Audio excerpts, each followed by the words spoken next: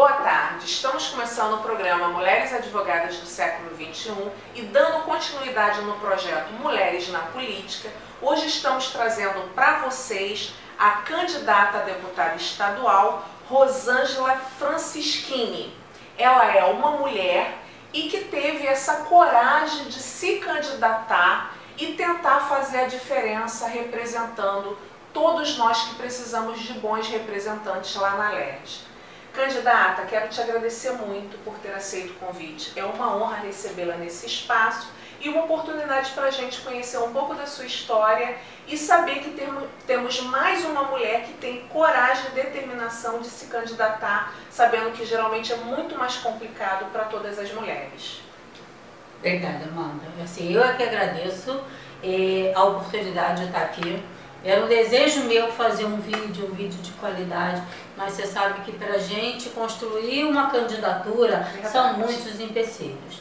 Quando eu recebi o convite, falei, gente, que bom, maravilha, vou ter a oportunidade. Ficamos felizes. Agora eu quero que você fale um pouco sobre a tua trajetória de vida, sobre você e o que te trouxe a se candidatar a deputada estadual. Olha, o que me traz a tomar essa iniciativa, eu acho que é um pouco da minha história pessoal, né? E um pouco de empatia por tudo aquilo que eu vi, tudo aquilo que eu pude estar acompanhando ao longo de 33 anos de magistério na cidade do Rio de Janeiro. Então, assim, um pouquinho da minha história. Eu, aos 3 anos de idade, eu fui deixada no centro da cidade e um guarda me recolheu, me levou até o juizado de menores e de lá eu fui para Funabem e fiquei lá até os 10, 11 anos quando eu fui adotada.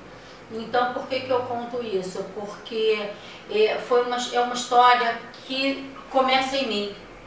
Eu não posso nem dizer, porque a família, o passado, não. Eu estou construindo uma trajetória, eu estou construindo. Eu vivi muito de pertinho, que é você ter que dar conta da sua construção de personalidade, sem uma referência familiar, por conta do Estado. E tenho ótimas lembranças. Graças a Deus, foram quase 10 anos, onde eu me constituí uma criança feliz, uma criança que tinha, de certa forma, um arcabouço de possibilidade de me desenvolver. E aí eu sei que a gente vai mais à frente falar de cultura, mas naquele espaço que há um estigma de que era um espaço de maus tratos, é um estigma porque as pessoas às vezes associam ao SAM, que realmente tinha alguns problemas. Se eu for levantar a história, havia muitas denúncias de maus tratos lá, mas não onde eu ficava. E lá a gente tinha acesso à cultura, a gente tinha acesso à escola, a gente tinha acesso à educação. E eu acho que não é porque eu passei por isso que eu tenho que ter empatia com quem precisa. É claro que me dá um arcabouço maior de falar sobre isso, né? Mas não é por isso, é por ser cidadã, é porque está vivendo, que está aí, essa sociedade aí que está precisando de estruturação. Nós estamos perdendo alguma coisa muito bonita, que é o ser humano, é olhar para o outro, é olhar para o outro, se colocar no lugar do outro. E aí foram 33 anos da rede pública municipal, eu fui adotada por uma família estruturada, uma professora, um motorista, que me deram uma infraestrutura familiar que me levou a me desenvolver. Pude estudar, pude fazer o curso normal, fui fazer faculdade de História na UERJ, depois me graduei em Pedagogia e hoje eu sou graduanda de Direito pela UFRJ. Parabéns. Então eu tenho 3 passados por universidade pública, então a história vai desde o fundamental até a universidade pública.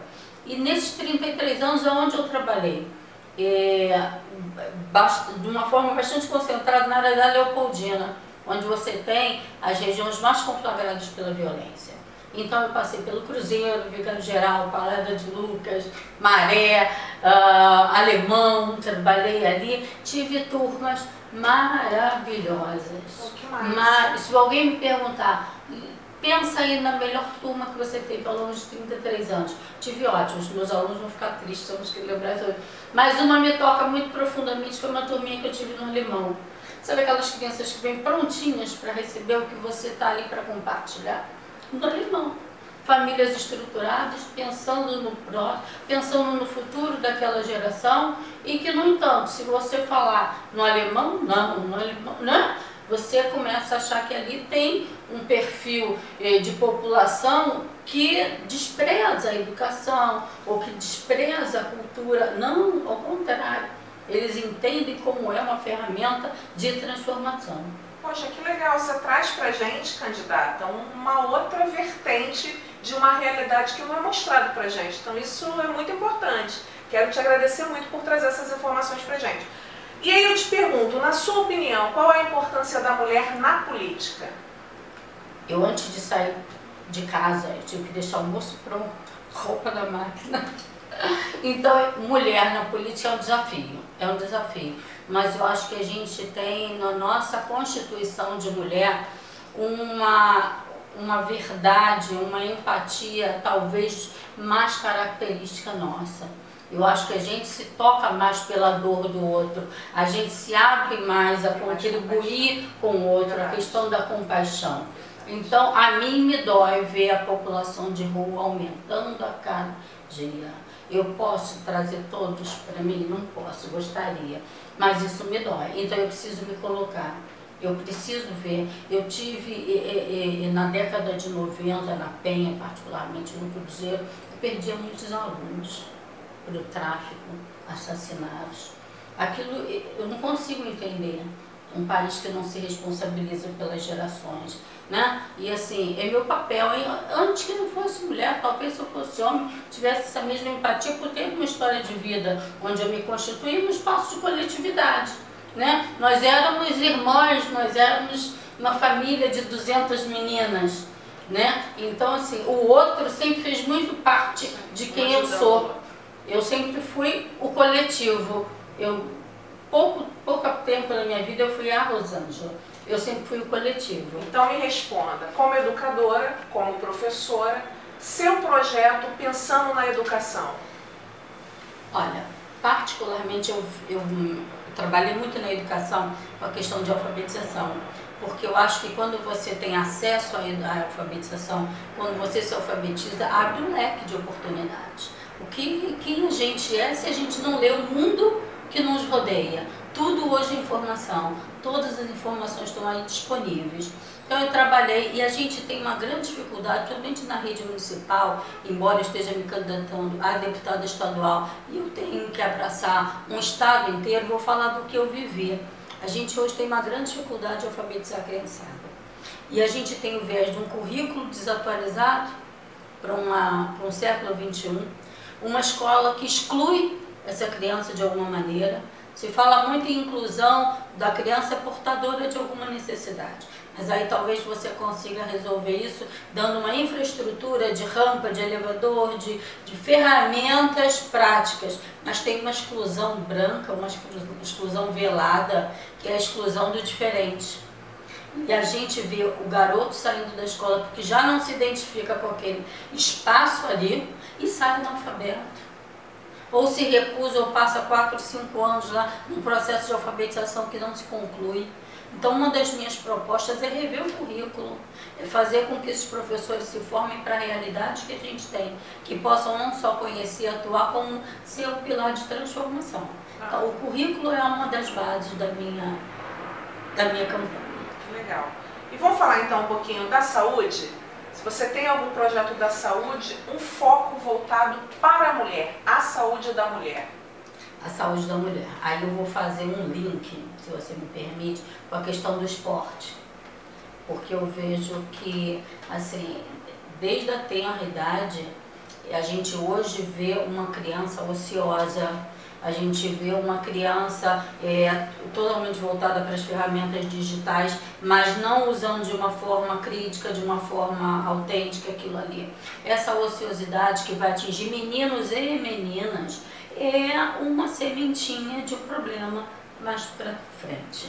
O papel da escola é de trazer outras dinâmicas para isso, de discutir a saúde na hora da merenda, de discutir a saúde na hora do esporte, para meninos e meninas. Então, assim, como mãe de 4 crianças, né, eu tive meus filhos em maternidades públicas, né? Uma das maternidades, por acaso, foi abaixo, o Iazerras, que você conhece aqui no centro do Rio, perto da Cruz Vermelha. Então, assim, uma maternidade de referência, tinham outras, né, clínicas lá importantíssimas. Eu fiz um tratamento de saúde lá que teve bastante sucesso no IESERJ, mas ali eu tive 3 dos meus filhos e fui muito bem atendida. Um espaço daquele, uma maternidade daquela hoje não existe. A gente sabe que um dos problemas da mulher é o acompanhamento do pré-natal, é o acompanhamento do desenvolvimento dela enquanto gestante, a chegada do seu bebê ao mundo. Então, assim, é aquilo que nos diferencia na essência do masculino, né? É a nossa capacidade de sermos mãe. Então, a gente tem que ter um olhar voltado para isso, desde a prevenção até a questão do nascimento. Eu, quando trabalhei no CIEP, eu me lembro que eu uma vez chamei um responsável para falar de um aluno que não estava se comportando adequadamente, estava com dificuldade de aprendizado, para ver de que forma a gente podia conseguir alavancar o desempenho da criança. E eu nunca me esqueço dessa cena. A minha sorte é que assim, eu estava bastante zangada com o menino, mas o corredor do CIEP era muito comprido, então ao ver aquela mãe se aproximando, eu pude começar a reconstruir a minha fala. Por quê? No que ela se aproximava, o que me veio, que pode ter sido uma forma até pré-conceituosa com relação à mulher. Aquela mulher não tinha sido filha, mas já era mãe. De que forma eu ia lidar com ela, quando eu via pela maneira como ela se aproximou, pelo gesticular, pela aparência, pela forma, que era nada mais que uma adolescente que teve a sua vida acelerada por conta de um passo que eu não vou julgar certo nem errado, mas que ela deu, mas que talvez ela não estivesse preparada. Eu acho que falar de saúde da mulher é falar de uma questão preventiva, tem todo esse viés. Então vamos lá falar sobre cultura. Professora deve ter essa preocupação com cultura. Sim. Fala um pouquinho, você tem algum projeto para cultura no estado do Rio de Janeiro? Olha, cultura, eu acho que, e lembrando lá da FUNABEM, você sabe que lá nós tínhamos um teatro, e eu assisti Grande Otelo naquele teatro, é um teatro histórico, e lá a gente tinha acesso à cultura. Então olha como é importante, o que eu conheço hoje, o que eu trago, vem desde a minha primeira infância. Hoje a gente não tem muito acesso, né? As crianças não têm muito acesso, pelo menos é uma cultura constituída institucionalmente ali, e existem outras formas de cultura, mas é importante que ele tenha acesso a ambas, né, as formas de cultura. E agora a gente teve aqui no estado, né, fazendo já uma crítica ao atual governo, a gente teve bailarinos do Teatro Municipal fazendo espetáculo na rua para angariar dinheiro, para se manter na arte. Então, eu achei aquilo uma coisa gravíssima, gravíssima, é nossa história, é um espaço histórico, são artistas, por que não a possibilidade de você viver da arte? Vivemos num mundo tão capitalista que ou a gente troca moeda ou não tem valor. E aí, construir na criança, você formar público para o teatro, você formar público para outras artes, para uma exposição de escultura, para uma exposição, né, de quadros, do que você tiver, levar a criançada. Hoje a gente encontra um monte de empecilhos. O professor hoje, para levar uma turminha a um museu, não tem ônibus, não tem verba, não tem não sei o que, não pode. E eles vão ficando ali enclausurados naquela mesmice, naquela cultura que é só midiática, é o que a mídia traz. Se a mídia não traz, ele não tem acesso a outras formas de cultura, e eles vão se constituindo ali. Acho que ampliar esse universo deles é muito importante. É importante mesmo. Vamos falar sobre segurança pública? Então, antes de você falar se tem algum projeto ou não sobre segurança pública, eu vou pedir a sua opinião sobre a intervenção federal no estado do Rio de Janeiro. O que você acha sobre isso? Eu acho que hoje o Brasil, o Rio de Janeiro e alguns estados também do Nordeste apagam incêndio. Eu acho que a intervenção, ela teve um papel institucional, que talvez seja necessário, mas ela não veio com o arcabouço de constituir naquele espaço ali uma reflexão sobre o papel dela. Por que nós estamos aqui? Que incêndio é esse que viemos apagar? E o que a gente faz para que esse incêndio não inflame mais? Eu tenho um projeto que se transformou em projeto de lei e agora ele tramita para ser, né, avaliado. Ele foi encampado por um deputado federal e nesse projeto de lei A nossa intenção é ressignificar as UPPs de unidade de polícia pacificadora para unidade de políticas públicas. Você usa até a mesma sigla. O que aconteceria nesse espaço? Um espaço de você fomentar o melhor daquela comunidade. Você trazer saúde, você trazer reforço escolar, você trazer um viés de cultura, de esporte, você ressignificar o papel da universidade naqueles espaços. A gente tinha um projeto, né? Eu devia estar menina quando ele existia, mas eu tenho lembranças que desde muito pequena eu gostei de ouvir sobre coisas que iam além da minha infância, que era o projeto Rondon, onde estudantes de universidade podiam praticar a sua futura profissão em cidades ribeirinhas, em comunidades, que não era o que tem hoje. Por que não você novamente levantar, resgatar, ressignificar, trazer a universidade que produz tanto conhecimento para dentro desses espaços? Vamos lá, o garoto é graduando de medicina, faz um estágio lá, trazendo, né, a questão do cuidado com as pessoas, é de odontologia, é de assistência social, é de psicologia. Olha de quantas formas eles podem estar atuando nesses espaços que ficaram restritos à punição, à sanção. Não foi para isso que ele foi pensado, mas é aquilo que eu falei no início, apagar incêndio. Verdade. Vamos lá para o nosso bate-bola? Vamos. É uma brincadeirinha que eu faço, eu vou falar uma palavra, o que vier na sua cabeça você me responde. Política. Necessária. Democracia. Eu ia repetir, necessária. Participação. Fé. Tem muita. Mulher. Guerreira. Solidariedade. Amor ao próximo. Muito obrigada. Agora eu vou te fazer uma pergunta e quero que você me responda. Por que votar na Rosângela Francischini? Por que votar na Rosângela Francischini? Porque eu trago o que eu sou. Eu acho que eu sou uma pessoa ética, uma pessoa comprometida. O bem do próximo é o meu próprio bem, é o bem das pessoas com quem eu convivo, e quando eu falo isso eu estou falando num espaço muito maior. Eu acho que o bem que se faz aqui, ele reverbera, ele amplia, ele toca a todos. Então o que eu trago é verdade, o que eu trago é a vontade de fazer o melhor no espaço em que eu reverencio, que eu honro, é o espaço que me acolheu, é o espaço onde eu vivo.